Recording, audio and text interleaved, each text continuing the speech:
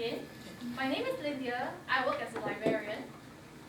So I also write poems for leisure, amateurish ones, and I also recently learned to dive. Yeah. So this is a picture of us diving. You try to find us. Some little poems I wrote here and there. It doesn't make that it's too amateurish. And also some pictures of me, my colleagues, and also pictures of sunset. I recently started taking photographs as well. Yeah. So what I want to say is that, yeah, I'm a very typical Singaporean. I was in school for more than 10 years, as most Singaporeans are, going through the education system. After coming out from school, I got a job. And then while working, I realized, what I studied in my education doesn't really apply so much to my job. So in like less than a year, I kind of changed job, knowing what I don't want to do, but not knowing what actually I wanted to do. So does that sound kind of like typical of a lot of people? Yeah. Then after that, I started doing my part-time masters, and that's where I see all of you all here. So what I want to say is also, sorry. Yeah, if you want to guess which one is me, I mean it's the one with the worst hair. I think I'm not too old that I cannot be recognized anymore. So this is a picture of me when I was in secondary school. Back then we were having a kind of a fun fair thing. I remembered very clearly the day of what had happened there. We were raising funds for our school for renovation purposes. And then I come to think about it, how time passes so fast.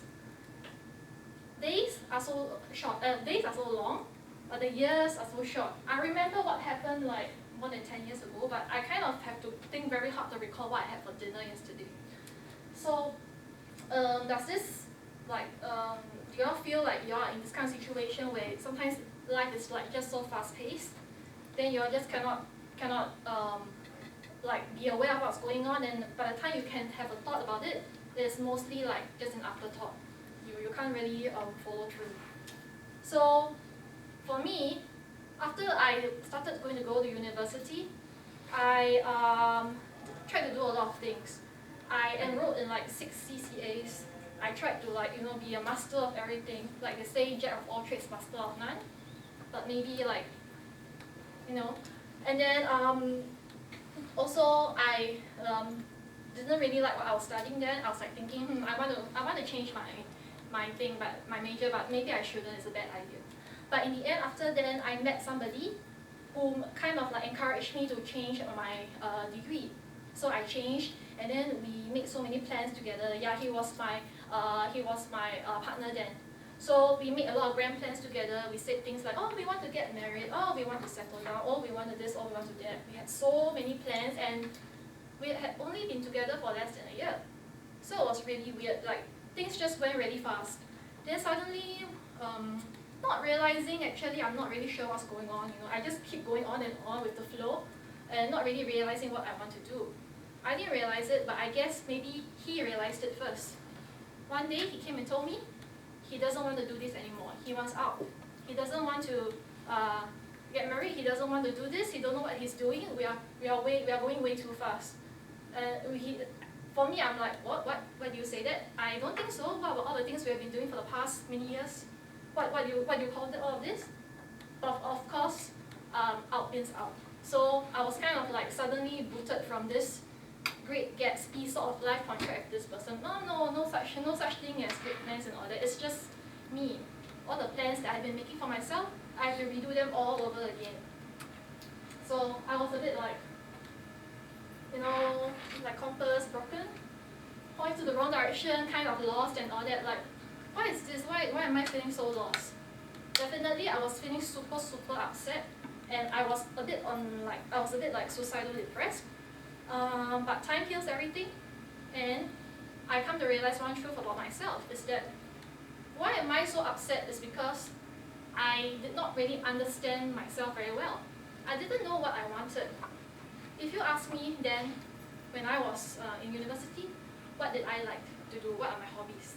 I would say, oh, I love archery. I love to assemble stuff. I really want to attain financial independence by the age of 35. That kind of thing. Like all of those is actually bullshit, because those are actually planted into me. It's not the things that I really like. So what I realized is that in order for me to find out what I like to do, I have to know what I am and what I stand for. One of the ways to do that is to know what you like to do. For example, maybe some hobbies or some things that you're interested in doing. Make time for yourself. Don't just like go so fast, you know. Like just now, I think sometimes when you get just so busy, it becomes like an illusion. Actually, you're not really doing anything. You're just caught up in the busyness of time, and then at the end of the day, you find that you are missing out stuff. So relax and reflect on yourself as and when you can. Go big on your hobbies. Like I was saying that I went to learn diving with Esther. So after going diving, I realized that, wow, you get to learn about marine conservation, how you can save the environment, how many initiatives are there going on in the whole world for them to help the marine animals and all that. And I felt that I wanted to be a part of something bigger than what I'm pursuing, like what's with saving money, kind of thing. Like actually saving the marine animals rather than saving money is more meaningful. So I got to find out about this kind of things, and I realized that, well, go big on my hobbies, like YOLO, you only live once. Like, just do it. Like for Esther, she probably is like, you must always progress step by step. For me, it's just YOLO, just do it. Like, just didn't think so much. Yeah. So for the second thing that I would say, what I did to try to find my identity was to look back on my childhood things and the dreams that I liked to do when I was young. So recently, after I got lost, flew away for a few months because I felt that my life was broken. I reached out to this friend whom I had not contacted for more than 10 years. I just sent her a very obscure hello on Facebook. Like I wonder if she even remembers me. Then 6 months later, she actually replied me, "Hi, want to meet up?" Then I'm like, okay, why not? So we met up and I'm like, you look the same as before. And she was like, so do you?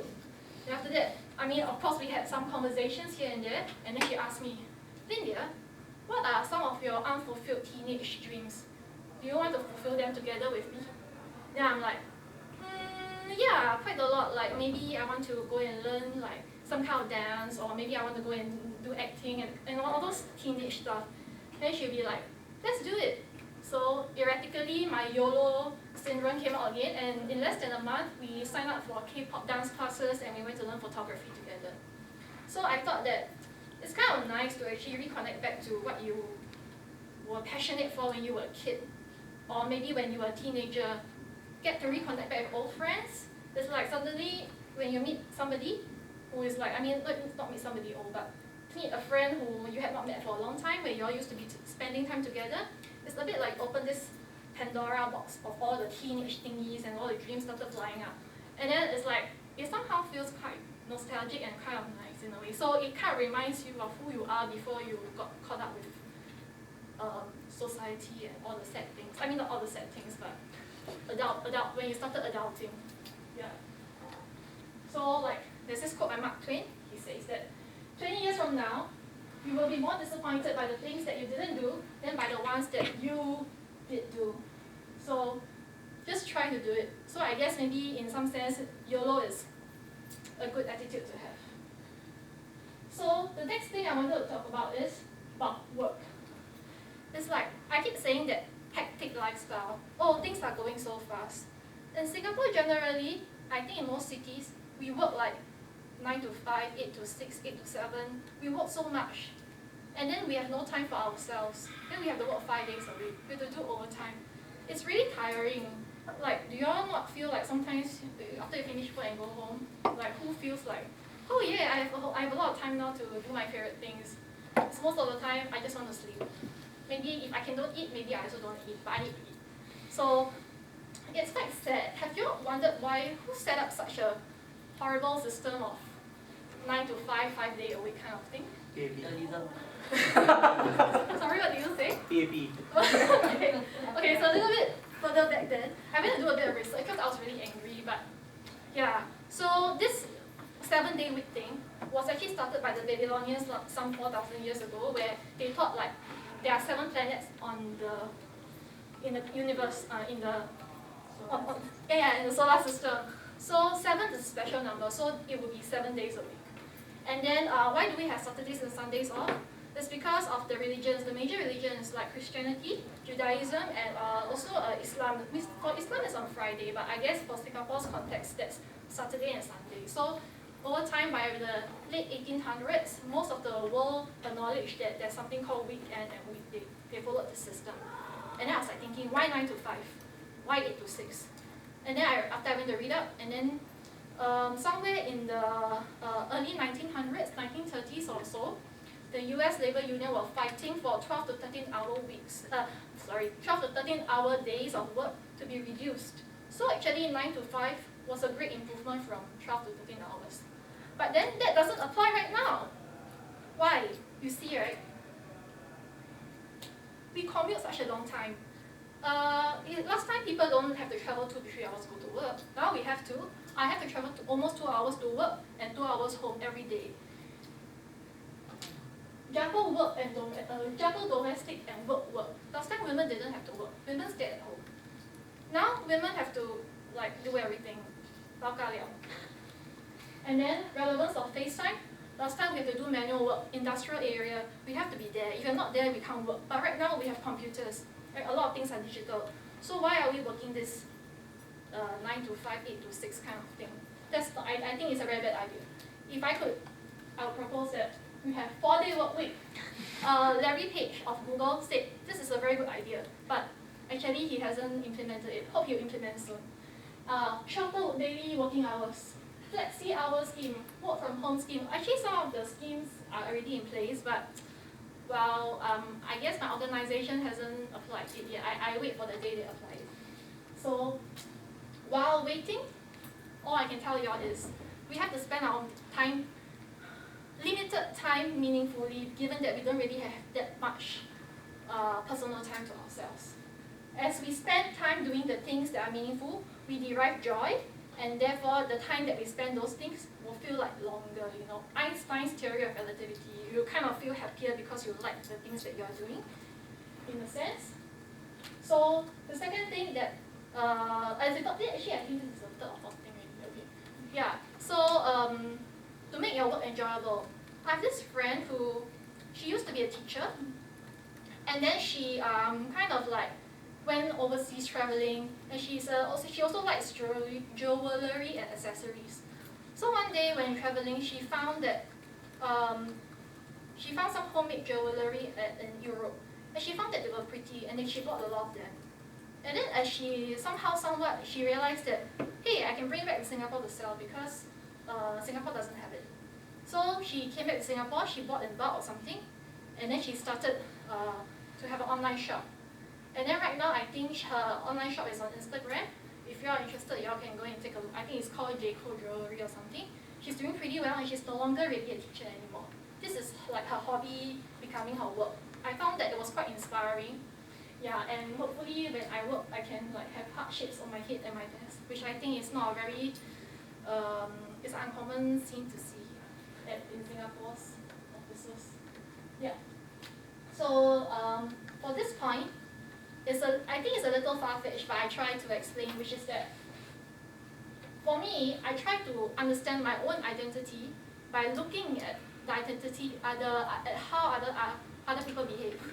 So through looking at, say, my friends or people around me, or whatever that I see, I can see maybe all fragments of myself. Maybe this is how I can be. Just now Esther was also sharing about Lara Croft. She was saying that she didn't know that she could be like this, until she was playing the game of Lara Croft and then Tomb Raider, and she realized, oh, she actually can be more than what she thought. Because playing this game allowed her to find a new side of herself. So in this sense, that's what I meant by experience the lives of others momentarily, look at their art, watch their movies, read their books, get their ideas, and try to imagine how life was like for them. In that sense, you kind of discover a little bit of yourself. So we are the main dish. Actually, it's not a good thing to say, but our life is the main dish, and the other lives that you see around you is a side dish. It's good to have it lah. It's more colorful. So embrace the limitless nuances of human nature. And then this guy, Andrew Garfield, he acted in Spider-Man, and he was also the Eduardo Saverin in the social network Facebook. he was saying that I love the fact that I get to train for a year as a priest and then train to be a cop and learn how to make a rocking chair. I want to know everything about everything, but that's not possible, and it won't be possible. But it's possible for him in the sense because he can act, so he can do a lot of things. Yeah, okay. So I really like this quote. This quote is by Terry Pratchett, he's an author. He said, like, we are being stupid. We have been so successful in the past century at the art of living longer and staying alive that we have now forgotten how to die. Too often we learn the hard way. Applying it to myself, before I met that obstacle in my life, I didn't really want to be sad. I didn't think I was associated with sadness. I thought like, I deny sadness. It's not part of me. That's not part of me at all. But then after I realized, I become so sad for a period of time, I realized that actually you can see beauty in sadness as well. And then when you can see both sides of something, in a way you kind of like accept yourself for what you are. And because you can appreciate sadness, you can also appreciate what it means to be happy. Yeah. So a summary of like what I was saying about how I can find my identity, and maybe it's useful for you guys. Don't forget your hobbies and childhood dreams. Spend your free time purposefully and meaningfully. Experience the life of others. Go big on your hobbies. Hobbyify your work. And yeah, I found this work-life triangle on the internet. I thought it was pretty useful. I guess a lot of us are here and here, work and relationship. Then self-care, I think that maybe we can put in more attention to that, so as to be a more balanced person and all that. So I want to end this with the William Shakespeare's quote: "Self-love, my liege, is not so vile a sin as self-neglecting." So everyone, just remember to take care of yourself so that you have an armor when something sieges upon you. Yeah. Okay. Thank you.